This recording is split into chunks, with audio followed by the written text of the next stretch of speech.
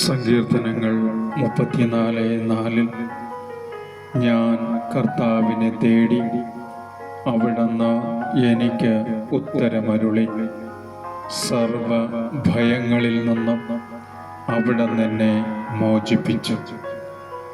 ജീവിതത്തിൻ്റെ കഷ്ടപ്പാടുകളിൽ, ക്ലേശങ്ങളിൽ, ദുരിതങ്ങളിൽ, രോഗപീഠകളിൽ, സാമ്പത്തിക ഞെരുക്കങ്ങളിൽ, പാപത്തിൻ്റെ പീഡകളിൽ, പലവിധ കഷ്ടതകളിൽ, കുടുംബത്തിൻ്റെ ഭിന്നതകളിൽ, വെറുപ്പിലും വിദ്വേഷത്തിലും വൈരാഗ്യത്തിലും നമ്മെ നയിക്കുന്ന എല്ലാ അന്ധകാര ചിന്തകളും, എല്ലാ പൈശാചിക പീഡകളും, നമ്മളെ തളർത്തുന്ന രോഗപീഡകളും, നമ്മളെ ഞെരുക്കുന്ന സാമ്പത്തിക ബുദ്ധിമുട്ടുകളെയും അകറ്റിത്തരുവാൻ ശക്തനായ ദൈവത്തെ തേടുക, അവനെ വിളിക്കുക.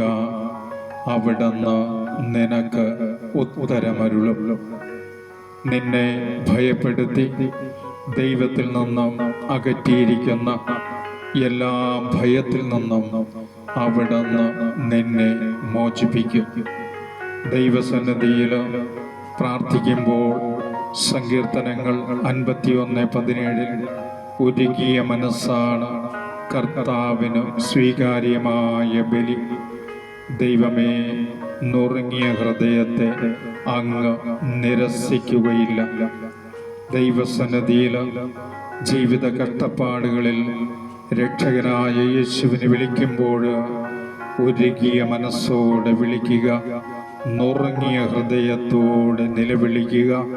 അവിടുന്ന് നിന്നെ രക്ഷിക്കുകയും സർവ ഭയത്തിൽ നിന്നും, സാത്താൻ നിന്നെ പിടിമുറുക്കിയിരിക്കുന്ന എല്ലാ പൈശാചിക ബന്ധന കെട്ടുകളിൽ നിന്നും അവിടുന്ന് മോചിപ്പിച്ച് അവിടുത്തെ വാഗ്ദാനമായ പരിശുദ്ധാത്മാവിലൂടെ അഭിഷേകം ചെയ്ത് പുതിയൊരു സൃഷ്ടിയാക്കി നിന്നെ മാറ്റും.